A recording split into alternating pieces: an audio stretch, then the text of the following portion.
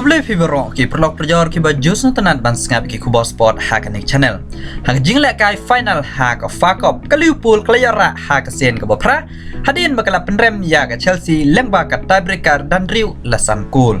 Kumencepen kan mau ka Liverpool hau nai ba aro ka penrem ya ka Chelsea hak final jong ka EFL Cup. Hadu kadway lash pel gol. Kamut labanong ba ka Liverpool bat ka Chelsea ki yar kadbor. Henry ka Liverpool ka bok ka nasib jong ka he banra ia kini ki arteli ki lempung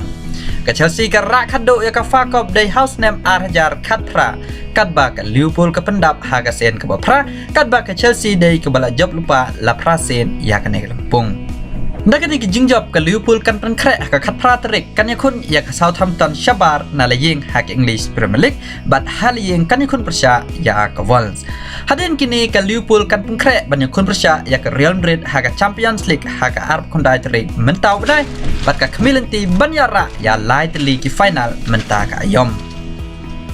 Haba pai pat ki jingla kai ha ka Ligue 1 ka PSG ka lajop ya ka Montpellier hadu sau na not goal ya ki goal jang ka PSG la thep tang hamit ka ban riu da Lionel Messi bat ha kamit ka bar pheu ya baro artli ki goal lapenbo da Kylian Mbappe kat ba ka goal ka balai ka lawan na Angel Di Maria ha kamit ka bar riu bat ka goal ka ba khadu la thep da Kylian Mbappe ha kamit ka ban riu pheu ka bawan ro ha ka dur jang ka penalty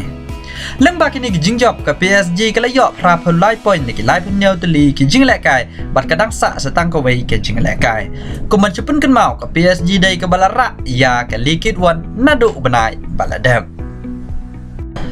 Haba pai show Lionel Messi ke jingwan ban penyesok sya ke Ligue 1 hak klub PSG kan belong ke bas niudur hadu kata wala da babun ki bakran yu ke jingyok ban tap arkol menem step kalabiang yu ban yo riu kol neki arbosan teli ki jinglek kai hak ke Ligue 1 rongkat khat lai teli ki assist bat san kol hak Champions League neki nyau teli ki jinglek kai